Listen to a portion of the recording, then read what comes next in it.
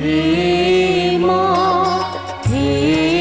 માં, તું છે મારી વાલી માં.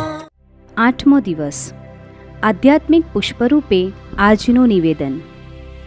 જોખમો તથા પરીક્ષણો વખતે માતા મરિયમનું સ્મરણ કરવું, એમનો આશરો માંગવા દોડી જવું. હે માં, તું છે મારી વાલી